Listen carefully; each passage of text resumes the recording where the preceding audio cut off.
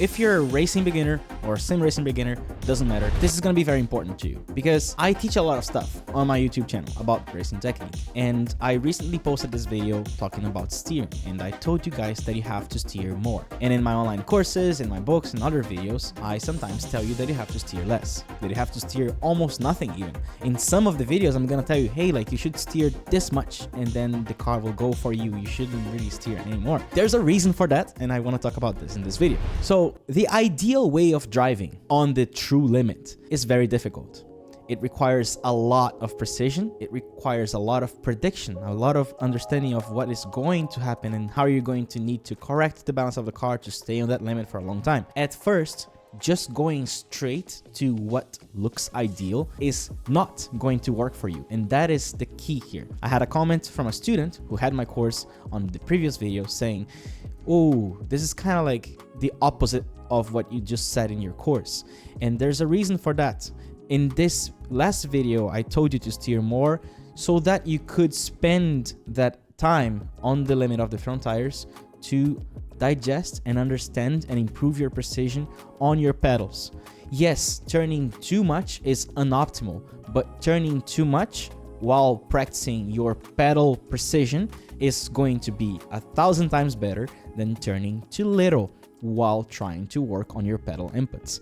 And now, by going through the experience of turning too much and then improving your pedal precision, you can then go back a little bit while still trying to stay on the limit of the front tires. And now you're gonna have the better control on your pedals. So you see, you won't learn everything at once. If you're a beginner, don't go to my trail braking videos on YouTube. It's not gonna work because you need to work on some other things. So the point here is that you have to learn some things before others so that you can build some specific foundational skills that will then allow you to work on the next step and the next step and the next step and so on. So what are those things? How can I even know exactly where I need to work on if I don't know how I need to find time and so on? Well, that's the very definition of a plateau. It's when you don't know how to improve, you're stuck on your lap time, you try whatever you think of and it doesn't work and you're still 2 seconds off the lap time. So that is literally why I created this, a PDF guide that shows you exactly what you need to learn first before you move on to the next ones. So in this video, I want to go through this PDF and explain a little bit my thought process behind this order of priority that I have created in racing techniques and why you should learn these ones first and then why these ones second and so on. Let's go. All right, so let's go through it. You can download this PDF. I strongly recommend that you recheck it from time to time whenever you find yourself stuck and you want to learn something specific, you want to focus on a specific type of technique. Always go back to this PDF. I'm gonna show you why it's so useful. You can download this PDF on my website. All you need to do is create a free account. Basically, you're gonna give me your email and I'm gonna give you this PDF that I spent so much time working on. So the Racing Technique Driver Development Guide, basically the right order of racing skills to master. I created this after a long time working with a lot of people, so everything that I have here was a lot of notes. Every coaching session that I've done, all the feedbacks from the courses, my own experience working on technique from the ground up, thousands of pages, taking these notes and trying things out with students and seeing what works, what doesn't work, and how you can become a better driver in the fastest way possible. So your first objective as a beginner will always be to stay on track first, then become more consistent. That's very important. And only then improve your lap times progressively. Why is this? Because if you're not consistent, how are you even gonna know what things you're going to improve progressively? If you just try to overdrive or you guess things very erratically, sometimes you're gonna get that nice lap time and you're never gonna do that again and you're gonna feel bad. Ideally, you want to do always a very similar lap time, be it 4 seconds a lap off. It's fine. It's better to be 4 seconds, 4 seconds, 4 seconds, and then 3.5 than to find the nice lap that was 1.5 seconds off and then you're back to 3 and 4 seconds off and then you 2 seconds off and then you're confused, you're guessing. It's like playing lottery. You don't want to play lottery, you want to know exactly how to improve your driving. Frustration and fear will build up if you can't predict what will happen with the car. Prediction is a big thing. Prediction means you have some experience, you have some knowledge about the physics of the race car, and you have some prediction of what will happen if you do this or if you do that, and that allows you to build your plan in advance. So prediction in advance, future, you know, all those things. It's about you kind of knowing what is going to happen in the future. It's very important that you are connected with the car before things happen. That means you're being proactive, you're trying something because you're really aware of what exactly you're trying, rather than being reactive, where you're just fighting with the car and like, oh my God, I'm gonna trust my right skills, divine gift of God, and, you know, like talent. No, like you can be very scientific about driving technique, just any other sport, and that is always going to be the safest option for you. Think of this process like building a 600-meter skyscraper. You want to finish building very solid foundations before building up towards the sky. That is why I said, if you try to learn trail braking without having good vision or without even knowing how to induce understeer, not gonna be very useful. It's gonna be frustrating. You're gonna spin. The car is gonna be extremely unpredictable because the level of precision and knowledge that you need to deal with trail braking is still not there. Important, you have to master all the level 1 skills before trying to attempt other techniques. Thank you, sponsors, Podium 1, World of Racing, Logitech. And here it is. Level 1, skills for safety and consistency. Stay on track, right? Number 1 thing, vision technique. Know where to look at. And that is why I say all the time, I think I posted like 3 or 4 or 5 videos already, don't ever use the fucking racing line, please. Because that thing will kill the level 1, the number 1 thing you need to improve in your driving, which is your vision technique, your ability to scan the track, your ability to see the future, your ability to know where your eyes are looking and to compare where your car is versus where your car is going, versus where you want it to go, versus how you want it to go. It's always being in that second in advance.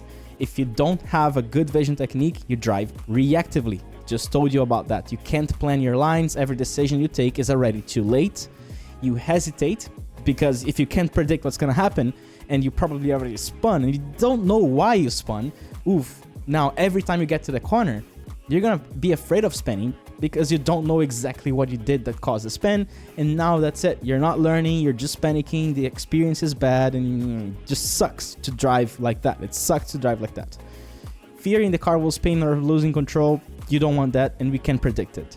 And your racing decisions during battles are unpredictable and dangerous. So if you can't control the car properly when you're driving alone, do you think you're gonna suddenly drive better when you're racing offline, driving on the dirty part of the track, or hitting a curb in a different way, or having a different line on entry? It's gonna be just as bad, if not worse. Especially when you're fighting for position, it's extremely important to know what kind of adjustments you need to do in your braking technique, in your line on entry, and most importantly, where your car is gonna head on the exit. It's very easy to hit people outside if you're not super aware of what you're doing when you change your racing line. And if you improve your vision technique, you improve your lines, you improve your braking references, you become more consistent on the braking as well. Very, very, very important. Your speeds become more consistent and you have more mental space to work on your car balance and maximize lateral grip. Let me tell you something. I was on this IMSA event driver's briefing in real life, and the stewards from IMSA said something that I will never ever forget. He said, drivers, you are at a professional series. You are racing against other cars. It is expensive, it is dangerous. You have to know what's happening around you. You have to be able to use 80% of your mental bandwidth to drive fast. Meaning you need still 20% left in your mental space to deal with changes in conditions, to deal with the radio with your engineer and the strategy and when you're gonna pit, and most importantly, with traffic, with fights for position. So you have to be able to drive so well alone that even when there's things around you happening, there is still some mental space left for you to work on these things while still driving fast. When he said that, I was like, oh my God, this is so important. This is so crazy. I never thought about it. And we, in a way, we kind of do that. Like when you drive really well, when you have a good vision technique, you're able to do what you want to do. And because it is predicted, because you're thinking about the future, because you're being proactive, you still have enough time in your brain to think about how you're gonna defend, how you're gonna attack, whether they are attacking or not, and all the other things that will involve your racing. And lastly, your exits become much faster and better prepared. Preparation, proactivity, future, prediction, always about planning something that is still not happening. It's kind of crazy, but I will always talk about this because it is that important. Vision technique is super important. Now, what is vision technique? In this PDF, I don't necessarily teach you what it is, like, and how to improve it, but at least I give you a topic. I give you a window of things to work on that will help a lot. Number one thing is obviously looking forward. Be careful with that. A lot of coaches will just tell you, hey, just look forward, look forward, look forward. I will tell you, it helps. I will tell you that this is actually extremely important. It's not just that, it's what you do with the information that comes into your brain. Basically, looking forward is the first thing. The second thing is, what are you going to do with it? What are the braking references that you're gonna choose? What's the line? What is the characteristic of the corner? Is it a closing radius? Is it an open radius? Is it a long corner, short corner? Is it a double apex? Is this a chicane? Is this double left, double right? Is it a left, right, right, left? And all those little things, you have a few seconds to think about when you're looking at it. And the more you look forward and try to really get all that information in as much as possible, the better. So you have to train your eyes to quickly look around and get that information in. Now imagine all this with the racing line on. Where do you look if you're driving with the racing line on? You look at the racing line. You don't look anywhere else. And you literally train your eyes to be kind of like, just racing line. Oh, I'm going to brake here. I'm going to fall. Like, no. That doesn't work, and that is terrible. If you want to be competitive in the future, do not ever use the racing line ever again. If you just want to have fun, then you shouldn't be watching this video. Go have fun, it's fine. But if you want to get better, racing line is the worst thing that you can do for your vision technique. Related lessons available in the Motor Racing Checklist, my online course, which will have way more information about it. So if you're becoming an intermediate or advanced driver, this is definitely for you. Number 2, entry speed control. This is braking. I just wanted to use a fancy term. Ability to understand and precisely control the race car's braking performance to prevent overdriving corner entries. If you have a bad braking technique or a bad entry speed control, I think I use that because it can be maybe just lifting or something, I don't remember. If you have a bad entry speed control, the car doesn't always go where you want it to. Because if you're trying to be at the limit, by the time you reach that limit, your line is going to be limited by the speed that you are. And if you have an inconsistent braking where you brake a little bit too little, 50%, and then the next lap you brake 40%, the car is going to be faster. Even if it's a little bit faster, it's going to behave weirdly according to your inputs. And if you're not aware of that little difference between 50% and 40%, the car will bite you. You might be a little bit too fast, you might trail brake, you might spin on corner entry, or you might just miss the apex and understeer, and maybe get ABS if the car has a lot of ABS and it's front biased. A lot of things will happen if you carry different speeds into the same corner lap after lap. That is why it's so important to develop that skill to decelerate the car to a specific speed and do it again and again and again and again. Also, if you have a bad entry speed control, you will struggle to choose your reference points and you will keep guessing. Because if your deceleration is inconsistent, how can you even find the point to use as a reference? If you brake at the 100 but you're braking a different percentage, then all the time the car is gonna get to the turn-in point with a different speed. And the way the car is going to behave during the corner is completely unpredictable. And if you can't predict, you're gonna be reactive. You're gonna be driving as a passenger, and that's not good. So you either go too slow or you overdrive and crash. And that makes it very difficult for you to become consistent and to make polishments and precise adjustments in your braking technique. If you have a good entry speed control, you become way more consistent. Even if you're a little bit slower at first because you're over braking, that will be way better because at least you're not gonna be fighting for your life from time to time during the corner. It's always good to learn how to really kill that speed first.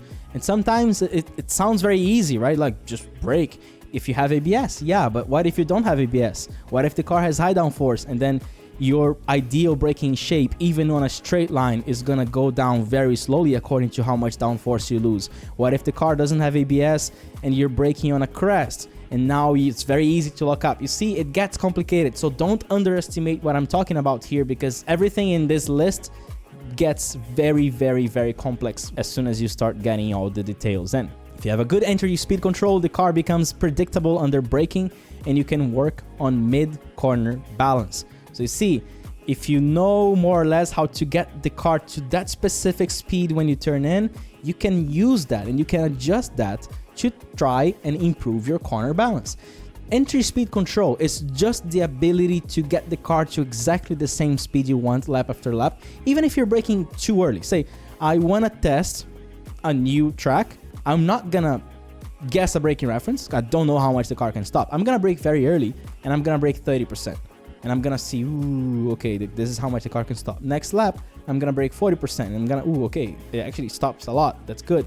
And then I'm gonna keep testing that. But all this way before the actual braking reference. And if I want to carry a little bit more speed, but I still don't want to brake too late, what I can do is I can brake early, release early, so now I'm letting more inertia and letting more speed into the corner, and then with that extra speed I can still kind of like dance a little bit with the car and carry more speed and try to get understeer and actually feel the car. After that, only when I have a better idea of how much entry speed I can carry into the corner, I will start braking later and later so that I can match those two limits. I can match the limit mid-corner with the limit under braking. But it's very important to find the limit mid-corner before. That's why it's so important to learn that entry speed control, not necessarily maximize braking yet. It's just learning, getting that feel of decelerating the car to a specific speed and then play with that speed into the corner to improve your balance before you start braking later. And if you have a good entry speed control, mistakes will have much smaller consequences. That is extremely important if you're driving in real life. I've been with students where they were afraid of braking. And what happens when you're at 150 kilometers per hour and you just don't have the confidence to hit the brakes? It's not very fun. They don't decelerate the car as much as they need to, and they go off, and I'm there in the car with them, and it's not very fun. So the first thing that I teach them is like, hey, let's go on a straight line and smash those brakes so you can feel more or less how the car can stop, obviously if the car has ABS. And then we get that information, we get that data to then start carrying more and more speed into the corners, always knowing that that brake pedal is gonna be extremely important for your safety. So mistakes will have much smaller consequences if you have a better entry speed control, because you can even try overdriving a tiny bit, but you're gonna be overdriving by 5 or 10 kilometers. You're not gonna be doing this by 30 kilometers. If you overdrive by 30 kilometers, there's nothing you can do, you're gonna go off or spin. And for entry speed control, we have related lessons available in the Motorist Checklist, my online course, lessons 2.1, 2.2, 2.3, 2.4, and 3.3. Remember, this is all level 1 skills. Still, we didn't even get to level 2 and level 3. This is all level 1 skills that will make you safer and that will help you stay on track, and that you have to learn first before anything else. Everything that's here is extremely important. I wanted to make this PDF quite concise, so really make sure you're following this plan if you want to become a good driver yourself. Entry track usage, ability to position the car properly to maximize corner radius and speed. If you have a bad entry track usage technique, you will be slower than you need to be able to do the corner entry, middle, and exit of the corner. This is just math. This is just geometry. You just won't be able to carry as much speed as you would if you use all the track on entry. More importantly is, if you have a straight before a corner, make sure you use all the track on that corner specifically, because it's easy. You literally have all the time in the world to go all the way to the outside and position your car in a straight line to then decelerate nicely. It's easy. If you're not doing this, you're losing a lot of time for free, and it's probably because your vision technique is not good. And also your exit speed is compromised, which makes you vulnerable to a pass on the following straight. Well, in this case, there are many things that will make you vulnerable to a pass on the following straight. Anything that will make you have a slower exit speed, basically. But on this case, like I said, it's math, it's physics. If you don't use all the track on corner entry, you will have mathematically a slower exit, even if you are at the very limit of all your 4 tires. If you have a good entry track usage, you drive much closer to the perfect minimum speed. You give yourself the possibility, the mathematical possibility, to be on the highest minimum speed that the car will take. You have more room for error, so if you make a little mistake or if you overdrive a little bit, you still have, better chances of staying on track. And obviously your exits are way better, allowing you to pass others. So if you see someone not using auto track and you go there and you use auto track, this is a very common scenario when you're trying to attack someone, they defend. What do? You go back to the outside, and now by the time they turn into the corner, you can do an over-under and pass them with a higher exit speed after the exit. And related lessons available in the motivation checklist on the beginning of the cornering module, module 3. 4. Inducing and feeling understeer. Ability to feel and understand when the front tires break grip, as well as controlling this effect. Now, it's very important, the controlling thing, inducing thing. Feeling understeer is already important, of course, but being able to make it happen whenever you want is one of the most important things that you will always use. I still use it every day, racing in real life, racing in the sim, racing at high level. You have to learn how to induce understeer because it's going to eventually become, at a lower level, at a precise, subtle level, your day-to-day cornering tool to make sure that the car is on the limit without oversteering too much or understeering too much. Very, very, very important. At first, you can easily do that by just adding more steering and going to 20, 30, 40% throttle. That is going to lift the fronts a little bit because the weight is going to be shifting to the back. And then when you turn more, that's just going to destroy the front tires, and you're going to feel that the car is now limited by the front tires. And that will cause a very predictable rotation that you can use after. When you minimize that understeer, you're gonna get closer and closer to the neutral steer or to the oversteer, and then you're gonna start balancing between understeer and oversteer, trying to get closer and closer and closer to that perfect spot where you get on the ideal slip angle and the car is pretty much micro drifting into the corner. It's very important if you want to get into that spot that is such a crazy difficult moving target all the time. You need to learn how to induce understeer before anything else that is related to balance. So that's why it's so important. I have lessons about that. I have lessons about that in the course. I probably have a bunch of lessons about that in my YouTube as well. If you want me to make another video about that, specifically about that, I can do that as well. But it's all there on my online course on lessons 1.6, 1.61, 4.2, and 4.11. If you have a bad technique for inducing and feeling understeer, you will never know when you are overslowing. If you can't really get the car to the limit all the time or even test it, sometimes you just won't feel.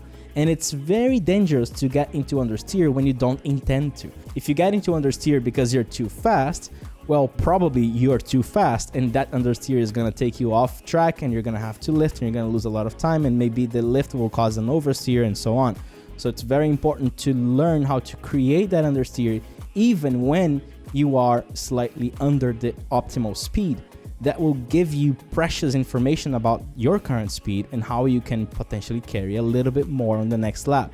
You see, you induce a little bit of understeer just to feel how much the car can turn, and that radius of how much the car is turning versus what you intend to do with it, which is the optimal racing line that you already have in mind, will give you precisely the idea of how much more grip you have to use. If you have a bad understeer technique, you don't know how much steering you should use in each corner. Again, same thing related to the previous video. If you turn a lot more, you get into that understeer, you can then deal with it with the pedals. Inducing and feeling understeer is going to be both things always. It's going to be the steering and the pedals. When the understeer happens, if you have a bad technique for understeer, you will go off track on the outside. If you have a good understeer technique, then you can determine how much speed you will carry in each corner very quickly. And that's why you can learn tracks 10 times more quickly than other people. This is literally the first thing I do in real life or in the sim. When I get on the track, I induce a little bit of understeer to feel the grip of the tires, to feel how much speed I'm going to be carrying, to warm up the tires. There's a lot of benefits for getting on that safe limit so that you can start scrubbing a little bit of the tires. And it might sound wrong, right? I'm telling you to actually scrub and destroy the front tires, but it's not that much. At first, when you're practicing, yes, it's going to be a lot because I want you to feel, obviously, how that looks. But then when you do that to a professional level, you're going to do that in such a subtle way that other people might not even notice that you're doing it, but you are, and you're getting precious information about the corner grip, and you're getting precious information about how much speed you can carry on the next corner. And also you can create a stable platform and minimize crashes and spins. If you learn how to induce understeer, you also learn how to correct oversteer. That is precisely what we're going to do. We're going to use the pedals, whether it's releasing the brakes or adding the throttle, that is going to be extremely useful for you to keep the car on a nice, predictable balance that will not throw the car into a weird, unpredictable spin. Okay, so this was level 1, safety and consistency. See, if you get all of these things already, you will see a huge difference in your technique. Don't try to go to the other stuff if this is not obvious to you. It has to feel silly. If it doesn't feel silly, that means it's still not automatic enough on your technique. All right, level 2, intermediate drivers, skills for balance and speed. Number 5, light hands technique, ability to precisely control the steering without excessive force and tension. Basically, the ability to feel the force feedback and to add just enough force to make the car react. In some cars, 1 degree of steering is gonna make all the difference. In some cars, without ABS, 1 degree of steering is gonna make you lock the tires, and 0 degrees would be perfect. So you need that precision, like a ballerina, like an ice skater. I don't know, like you just need such a precision that every degree is felt. With some decent feedback, with very relaxed hands, you can really move the steering with barely any force. If you grab the steering very strongly, if you're tensing up big time, it's gonna be more difficult for you to feel that smaller, precise window of steering. So that's why I call it light hands. But the light hands, it means a lot of things. I have a whole lesson about that. Actually, 2 lessons, lessons 4.6 and 4.7, where I break down all the concepts about steering. I talk about steering angle, I talk about steering force, I talk about steering grip, and how these 3 topics relate to each other and how you can make sure that you're maximizing your steering technique to such a professional level. If you have a bad steering technique, you will not feel precisely what the car is doing, and that is where, if you try to improve your trail braking without having the light hands technique, the car just spins, you don't know why, sometimes it doesn't and you don't know why, sometimes you nail it and you can't replicate. And also your inputs will be rough and disconnected. You're gonna be thinking most likely only on steering angle rather than steering force and steering grip. You need those 3 together to make sure that you're precisely controlling the steering.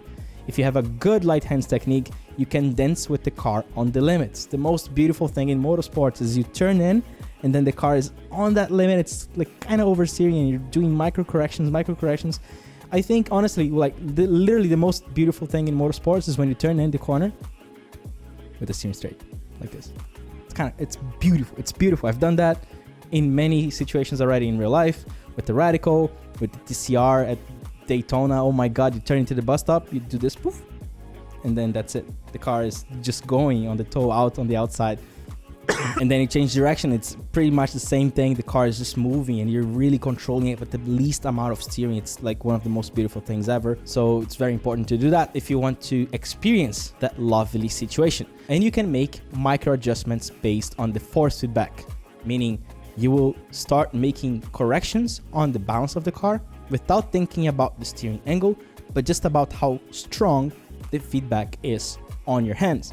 If you relax your hands a little bit, you will feel on the initial turn in that the force feedback is already telling you a lot of things. It's already telling you like a whole story there, and you just need to adjust to that micro change sometimes. And it's exactly the same thing in real life and in the simulator. Number 6, we have inducing and feeling oversteer, ability to feel and understand when the rear tires break grip, as well as controlling this effect.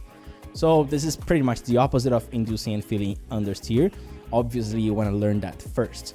If you have a bad oversteer technique, you become afraid of losing the car at any moment. If you don't know how to make the car spin, then you will probably accidentally make it spin without being aware that you're making that happen, and then you will spin, and then you will don't know how to prevent that in the future. Also, your corrections are dramatic and unnecessary, because if you can't induce that oversteer by inducing, by making sure that you are making that thing happen, you can predict when and how much it's going to happen.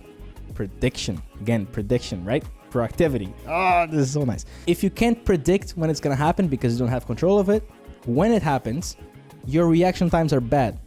You're not expecting it. If you don't expect something to happen, your reaction times will be really bad. If you're looking at the lights, red lights about to go green, you know they're going to go green, your reaction times will be great. But imagine that suddenly you're placing the car and the lights go green and you were not expecting that. Everyone is gonna go and you're gonna be confused. That's exactly what happens with oversteer. If you don't expect it to happen because you don't know how to cause it, when it does happen, the correction is gonna be too late and you're gonna make a huge correction. Maybe you're gonna spin to the other side. Maybe you're just gonna lose your line and go off because the correction was too late because you were not ready for it. And also, you can't use oversteer to your advantage. You can't really manage that balance and make the car, turn a little bit, or maybe even if you have an understeer car, you can't really minimize that understeer because naturally the car doesn't want to turn. It's very, very, very useful. If you have a good oversteer technique, you can finally reach maximum cornering speeds. Very important. You need to be able to induce that extra rotation to make sure that you're always balancing the workload between the rear and the front tires. And by maximizing, by getting into 50-50, now finally you have all the ingredients to actually turn at the fastest speed you can on that line. Now you can combine that other technique we talked about track usage with a nice line and with this inducing oversteer and inducing understeer and balancing between both so that the car can stay on the limit throughout the whole corner.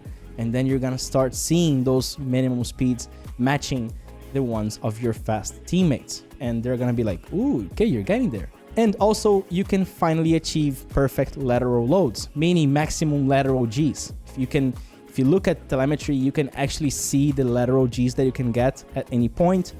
By inducing oversteer, you will get as close as possible to that optimal, perfect, ideal lateral load, which is honestly one of the most important indicatives of speed. If you are fast, you will get maximum Gs, but in order to get maximum Gs, you have to carry the right speed and have the right balance. If you don't have the right balance, you can be as fast as you want. Without the right balance, you're gonna go off because you're not gonna be able to get all 4 tires to create 4 acceleration vectors towards the corner. And then by not having that maximum Gs, the car is not gonna create the arc at that ideal maximum speed you can carry, and you're just gonna go off. That got a little bit too complicated. And with a good oversteer technique, you can comfortably experiment pushing the car. This is, again, one of the best experiences ever when you're confident enough to test the car. You don't want to be afraid. You don't want to be afraid of driving. It's the worst thing. It's such a nice thing to do when you're driving and you're dancing with the car and then you're throwing it around. I love seeing like those super fast esport drivers trying to drift a Formula car and they actually can do it. Like, this is so fun, but that requires such a level of precision. And this is all about it. It's about being able to induce oversteer and induce understeer and really like play with the balance of the car with such a level of control, just like a kid. You just like a talented kid showing their dads like, Dad, look at what I can do. It's perfect. Amazing. Related lessons available in the motorist checklist. Lessons 1.5, 2.3, 4.5, 4.6, 4.7. Trail braking, number 7. See? Number 7. There's 6 things that you have to learn before trail braking. I know a lot of people will tell you, oh, you have to learn trail braking to be fast in sim racing or in racing. Not yet. Only after you work on everything else you can get to trail braking. Ability to manage the balance of the car using the brake pedal while braking and turning at the same time. With a bad trail braking technique, the car will have some erratic behavior with severe unpredictability. This is especially if you're trying to do it, but you don't know how to do it. So it's a bad trail braking technique. That doesn't mean that this will happen if you don't try to trail brake at all. If you actually don't try to trail brake at all, it might even be a little bit less unpredictable because you will probably be overslowing a little bit more and you will probably be trying to control the balance of the car with the throttle and so on. There's many possible scenarios here. The car will alternate between being under the limit and over the limit, and trying to brake later makes you crash or spin. This third one more specifically, especially if you don't understand that there is a limit to oversteer and you really focus on that apex, you look at the apex and you think, oh, I want to get that. And you stay on the brakes and you force the car into the corner without any whatsoever prediction that the car might oversteer and that you might need to correct it. With a good trail braking technique, you can still be fast even with small mistakes. That is very, very important because with a good trail braking technique, you can make adjustments with the brake release to adjust the balance. Again, that comes back to controlling the balance of the car with the brake release. Extremely, extremely important. you can stay on the limit for longer because your trail braking release adjustments will help you stay very close to the ideal line. You're gonna be understeering a little bit and oversteering a little bit, then understeering a little bit, but you're always on a good limit, dancing with the car as you turn into the corner. And lap times decrease drastically. Yes, when you learn trail braking, that is one of the most important things. When you get on that 2-second per lap gap to the fast drivers, trail braking will generally be a very good technique that when you finally learn that, you're gonna be less than a second. But trail braking is extremely difficult and it takes many months. So there's a lot of things you can do. There's a lot of exercises. I have a ton of examples. I have a ton of content on trail braking. We have lessons available in the motor racing checklist, lessons 2.7, 4.6, and 4.7. Throttle application technique, ability to deliver power on exit in the most efficient way possible, both for balance and speed. If you have a bad throttle application technique, you will cause understeer or oversteer on exit, but never the middle perfect point. This is very important. If sometimes you go back on throttle and you smash it to 70%, and other times you're gonna squeeze it to 70%, that's a huge difference. Sometimes you're gonna smash it to 70 and then after smash it to 30, that's also a huge difference. So there is the application speed, and also if you do apply it very fast, what is that initial percentage before you start modulating all the way up? Depends on the car's power as well, and depends on the current balance of the car before you apply the throttle. Those things are extremely important, and especially when you get into more powerful cars, this is gonna make a huge difference. And your track usage on exit is imprecise if you have a bad throttle application technique. Why is that? Go to my other video about track usage. I think it's the second or third to last video where I talk about using all the track because of inertia, not because of you unwinding so that the car artificially places itself on the exit. You want to go to the exit because that's the only option, because you're going so fast that inertia is placing you, staking you, throwing you all the way to the outside, and that will be controlled by the throttle application as well as obviously the initial corner entry and mid-corner lines. But the throttle application is going to be extremely important here to place the car on the right spots on the exit and to carry the most speed possible. If you have a good throttle application technique, you are able to maintain neutral steer until the very end of the corner. What is neutral steer? It's oversteer and understeer at the same time. It's kind of crazy. It's very difficult. It's an ideal scenario, but people do it. You can do it. Everyone does it at some point, a little bit. And your objective is to get to that point where the car is almost drifting all the way to the outside and you're just adjusting the throttle. A little bit too much throttle, it does that. A little bit too little throttle, it does this. And you gotta get the right amount of throttle that really throws the car all the way to the outside. It's very beautiful when you make it happen. And also you can maximize your exit track usage with incredible consistency and speed. Very, very important to know exactly where to accelerate, how to do that first smash, and how to do the modulation after.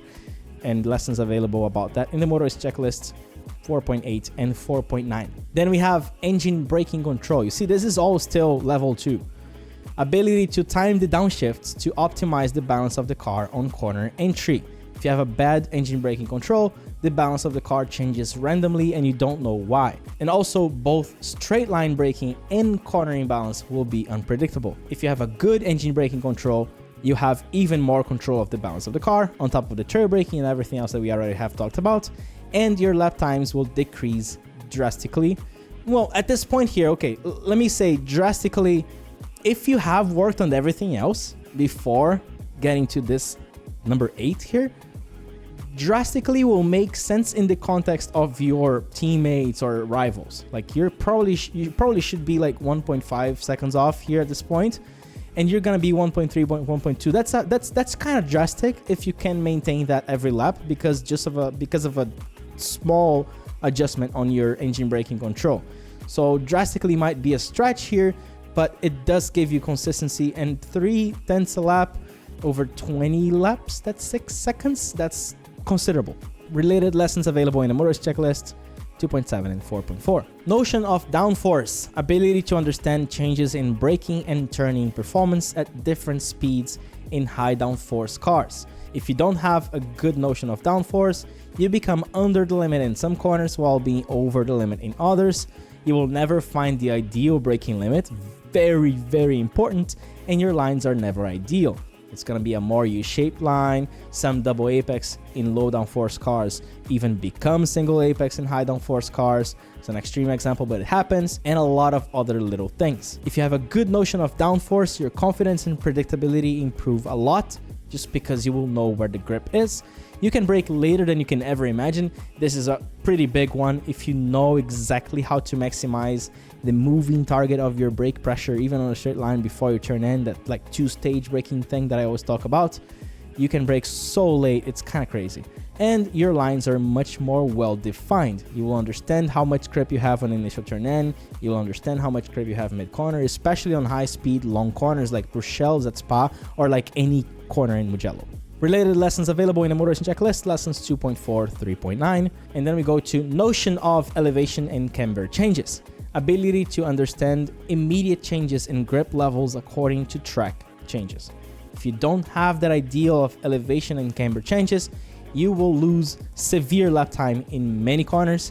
You suddenly spin and don't know what caused it, and your lines will be wrong. If you have a good notion of elevation and camber changes, you plan your lines according to where the grip will be. Your driving is dynamic and efficient, and your line choices are optimized. This is so important. Like, just imagine braking into turn 1 at Circuit of the Americas. It's a huge elevation change. There's so much grip on the initial braking, and then right before the turn in, you get into a crest, the car starts falling, you got super light, and the grip disappears, and you lock, and you don't know why, because you didn't take that into account. It's a huge thing. Like, the level of grip that you have when you're hitting the compression going up is gonna be 4 or 5 times higher than the level of grip when you start crossing the crest.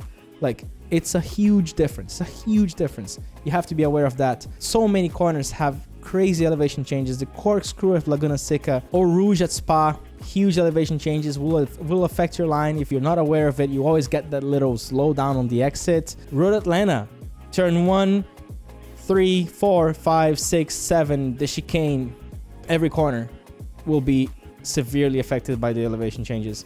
You need to understand how those things will affect your line. I have a full lesson about that. Well, 2.5 and 4.9 in the motor racing checklist. And then, only then, we go to the precision skills. Brake bias control, ability to adjust brake bias to control the balance of the car with precision. If you don't have a good idea of brake bias control, you can be missing out on a simple balance solution. But these things here, level 3, only work after you have finished mastering everything else before. Don't try to change your brake bias if you're 4 seconds off. It's useless. The brake bias will help you find 2 tenths, 3 tenths. It is not going to fix the cause of you being 4 seconds off. If you have a good braking bias, you can adjust balance over a long stint according to tire wear. You see, like, you have to be very consistent to start feeling the effects of tire wear and a little precise change in the balance of the car, because you might be wearing more the rear or the fronts, and then you make that tiny adjustment so that you lose a tenth or 2 less. You see, everything else before this will be more important. If you got to this point in this video and you know that you still need to work on points 3 and 4, save this video, go work on those things. You can type, you can search about those topics on my YouTube if you don't have my online course, and there will be probably a video about that. I have a lot of coaching sessions as well. If you're not subscribed, please subscribe, and then you can always come back to this video and go through the level 3 skills. But if you think you have solved everything else before, then brake bias control should be your next spot. You can perfect the balance in different corners with different brake bias, so you don't have to always have the same brake bias on the whole track. You can change a little bit for some specific situations. Not ideal. Ideally, a good setup should have like a very specific brake bias, but it does happen where you gain a little bit of time or a little bit of consistency by changing the bias from corner to corner. It's just kind of annoying to do that every lap. Lessons available in the motor racing checklist 2.6, 2.7. Then we got into exponential steering technique, ability to create exponential steering traces in low downforce V-shaped conditions. If you don't have that idea of a V-shaped line, you will never find a line that feels perfect in a low downforce car, and the car becomes under or over the limit at some point. If you have a low downforce car and you're trail braking to the corner, but then you turn in linearly, you just turn in a little bit too fast, the car is going to be over the limit on the initial turn in. You might lock the fronts or the rears, especially if it doesn't have ABS. Well, obviously only if it doesn't have ABS. And then mid-corner, where there is actually a little bit more grip, you're still turning a little bit too slow and you end up being under the limit mid-corner, which will hurt your exit. Instead, you can actually turn in a little bit more slowly initially, and as the speed goes down, you can actually turn a lot more and get a very good grip usage consistently from corner entry to corner exit. If you have a good exponential steering technique, you can quickly adjust your steering traces depending on the car and lines, and you will stay on the limit for longer. Related lessons available in the motorist checklist 3.9, 4.7. Neutral steer control, ability to maintain peak lateral load throughout a corner, keeping all 4 tires on the limit. If you don't have a good neutral steer control, you will spend most of the time on the limit of 2 tires only, either oversteering or understeering too much, and your minimum speed is always slightly lower than ideal. If you have a good neutral steer control, meaning pretty much maximizing everything else before what we talked about so far, and especially inducing understeer and oversteer, you will achieve perfect corners more often, and you will become faster than 99% of the drivers. It's funny that I wrote this, it's been a while. And you can achieve neutral steer early into the turn-in, which is the key to perfection. The key to perfection is you getting on the limit as early as you turn in. That's the most difficult thing. Like, most drivers will start getting on the limit around 20% of the corner. After they start turning in, they really get on the limit. Even if they do get a little bit on the limit on the very initial turn in, that is most likely because they are a little bit over driving and they will eventually miss the apex. But you being on the limit since initial turn in and still hitting the apex is literally perfection. It's so difficult and it's so rewarding. Lessons about that 4.5, 4.6, 4.7. And then we get into track knowledge, ability to memorize subtle details like changes in surface, bumps, curbs, you know, all those like tiny things that will be worth a tenth or two and will start getting you to that alien level. If you don't have good track knowledge, you will miss out on small details that add up to your lap time. And if you have a good track knowledge, you find tenths and hey, first time we're talking about it, hundreds that others can't find, and your racing battle decisions will be more effective. Related lessons about that in the cornering module 3.4, 3.5, 3.6, 3.7. And finally, we get into car setup knowledge. Look at that. Look at how crazy it is. Like, so much stuff that you can learn before you even have to worry about car setup knowledge. Ability to understand how setup changes affect the balance of the car in the most subtle ways. If you don't have a good car setup knowledge, you end up depending on others making the setup change decisions, and your driving technique is limited. And if you have a good car setup knowledge, you can find very specific solutions to very specific balance issues. And your driving also improves. And I have a whole lesson about that. A little bit improvised on a live stream, but really useful. People really liked it. It's called the Ultimate Car Setup Guide for Beginners, and it's on my YouTube channel. We have a little bit of a sales pitch here at the end. The best way to become competitive, the Almeida Racing Academy. If you're always chasing the next 10th, the Academy is for you. We have over 7,000 students. I think it's over 7.5K at this point using the motor racing checklist. And there's a discount here. YouTube 20 will give you 20% off. And this might be the most important decision of your racing career. Think wisely. My name is Throttle Almeida. I'm the founder of the Almeida Racing Academy.